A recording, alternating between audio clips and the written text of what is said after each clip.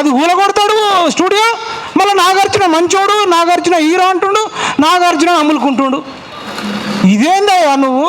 మా భాషమన్న చెప్పిండు, నువ్వు మైపాలు ఇంత కొట్లాడుతున్నావు కేసీఆర్ మీద, కానీ కేసీఆర్ ఓడిపోయినాక రేవంత్ రెడ్డి వచ్చినాక కేసీఆర్ నీకు సాధువు లెక్క కనబడతాడు అని చెప్పి, అంటే ఏదన్నా కానన్నా ఇప్పుడు అతను ఓడిపోవాలి అని చెప్పి ఇక్కడనే సోమాజిగూడ ప్రెస్ క్లబ్లో నియంత్రణ గద్దె దించే నిరుద్యోగుల సభను ఒకటి పెట్టి పాశం యాదగిరి కాదు కేసీఆర్ను ఓడగొట్టే యమ పాశం అవుతాడని చెప్పినాం. ఆ రోజు కేసీఆర్కు యమధర్మరాజు తాడు వంచినట్టు పాశమన్న కొన్ని వందల ప్రెస్ మీట్లు పెట్టి మాలాంటోళ్లకు, పృథ్వన్న లాంటోళ్లకు ఎవరు ప్రెస్ మీట్ పెట్టినా ఆ ప్రపంచంలోని అతిపెద్ద నియంత్రణ గద్దె దించడానికి అందరికీ సపోర్ట్ చేసిండు పాశమన్న. ఇయ్యాలన నాకు ఒక్కటి అనిపిస్తుందండి, ఈ వేదిక ద్వారా చెప్పాలి.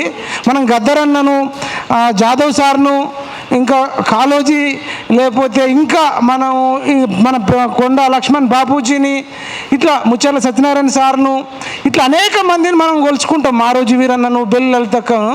కానీ నాకు అనిపిస్తుంది, నేను చూస్తుంటే అసలు పాశం యాదగిరి కన్నా వాళ్ళకంటే ఏం తీసిపోడు కదా అసలు. అంటే బతుకున్నప్పుడైనా మనం బతుకున్నప్పుడైనా కానీ అంటే మీరు అట్లా అని చెప్పట్లేదు. చనిపోయిన వాళ్ళు ఎంత గొప్పనో బతుకున్నప్పుడు కూడా మనం గుర్తించాం కొన్నిసార్లు.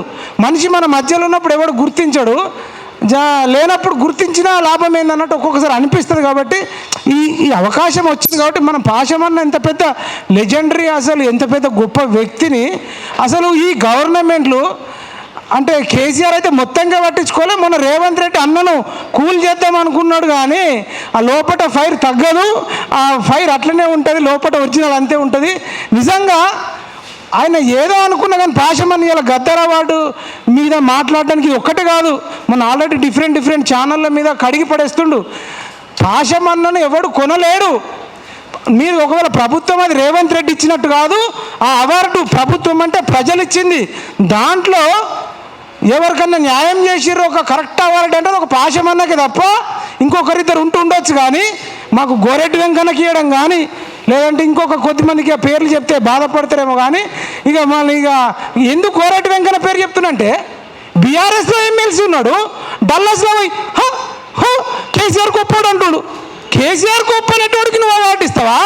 కేసీఆర్ను గద్దె దించడానికి పేగులు తెగిపడేదాకా కొట్లాడిన నేనున్నా, పృథ్వన్న ఉన్నాడు, తెలంగాణ విఠలన్న ఉన్నాడు, విమలక్కుంది, అరుణక్కుంది, పేగులు తెగిపడి కొట్లాడేటోడికి మేము ఇచ్చినాను తీసుకోం. కానీ నువ్వు కనీసం మాట వరుసకు అడగకపోగా దేవరకొండకు 10 లక్షలు, అల్లు అర్జున్కు 10 లక్షలు పుట్నాలు వంచినట్టు వంచుతున్నావు. పడేసిపోయిన వాడు అయినా నిన్ను ముఖం మీద ఉంచేసినా నీకు అసలు సిగ్గు వస్తలేదు. వాడు నీ వద్దురని పైసలు అంటుంటే అసలు కేసీఆర్ ఓడిపోకపోతే అసలు గద్దర ఓట్లు ఎక్కడి? మరి కేసీఆర్ను గద్దె దించడానికి కష్టపడ్డ ఇక్కడ ఉద్యమకారులకు ఎవరికన్నా న్యాయం చేసినా మనం. కాబట్టి రేవంత్ రెడ్డి నైజాం బయటపడ్డది. దయచేసి తెలంగాణ ప్రజలారా ఇప్పటికన్నా మేల్కోవాలి. ప్రత్యేక తెలంగాణ ఫిల్మ్ ఇండస్ట్రీ అయితే ఖచ్చితంగా కావాలి. తెలంగాణలో అనేక మంది కళాకారులు ఉన్నారు, మంచోళ్ళు ఉన్నారు, వాళ్లకు అవార్డులు ఇవ్వవలసిందిగా ఈ సమావేశాన్ని ఏర్పాటు చేసి నాకు ఈ అవకాశం ఇచ్చినటువంటి రఫన్నకు కానీ మిగతా అందరికీ కూడా